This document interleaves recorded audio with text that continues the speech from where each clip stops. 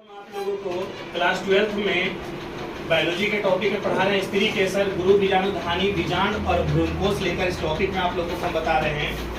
इस टॉपिक में हम लोग सबसे पहले जानेंगे कि स्त्री केसर को इंग्लिश में हम लोग पिस्टिल के नाम से हम लोग जानते हैं। किस नाम से जानते हैं? पिस्टिल के नाम से जानते हैं।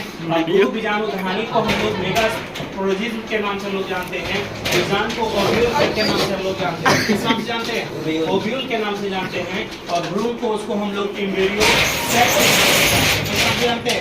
एम्ब्रियो सेक के नाम से हम लोग जानते हैं। तो इसमें हम लोग सबसे पहले यहाँ पे ये कहेंगे कि जो ज से जननी ज से जयांग, हमने आप लोग को बताया था कि पुष्प का जननी कौन कहलाता है?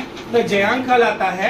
और पु से पुमंग था तो पुष्प का पुरुष कौन कहलाता है? तो पुमंग को कहते थे। तो इसमें हम लोग यहाँ पे कहेंगे कि जो जयांग होता है वो क्या होता है? तो पुष्प के मादा जन कहता है कि जननांग का प्रतिनिधित्व करता है। ये जो जयांग होता है वह पुष्प के मादा जननांग का क्या करता है? प्रतिनिधित्व करता है। और ये जयांग जो होता है नीचे का फूला हुआ भाग अंडाशय कहलाता है। तो आप लोग को हमने पुष्प एक फूल दिखाया था, है ना, उड़ूल का फूल दिखाया था। उसमें जब निकाला था तो सबसे नीचे जाकर क्या मिला था?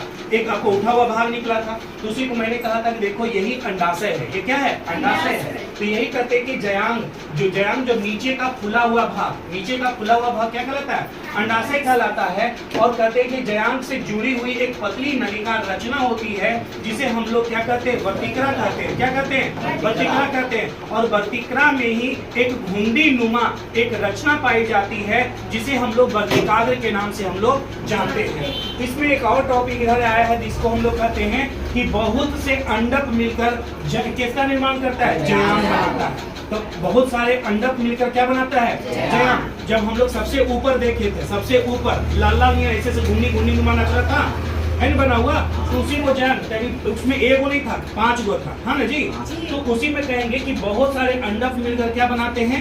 जयांग बनाते हैं। अब आ जाइए ईथर की ओर हम लोग करते हैं। तो कहते हैं कि जब जयांग एक स्त्री केसर से जुड़ा होता है, किससे जुड़ा होता है? एक स्त्री केसर से जुड़ा होता है तो उसे एकांडपी कहते हैं। और जब एक से अधिक स्त्री केसर से जुड़ा होगा तो उसे बहु एकांडपी के नाम से हम लोग जानते हैं। तो यहाँ से आपका बहु अंडपी का बात आता है कि बहु अंडपी जयांग होता क्या है? तो बहु अंडपी जयांग 2 प्रकार के होते हैं। एक को हम लोग युक्तांडपी कहेंगे, दूसरे को युक्तांडपी कहेंगे। युक्तांडपी का नाम क्या हुआ? तो कहेंगे कि जब जयांग में स्त्री केसर एक दूसरे से क्या होते हैं? जुड़े हुए होते हैं, दूसरे से जुड़े होते हैं तो उसे युक्तांडपी कहते हैं।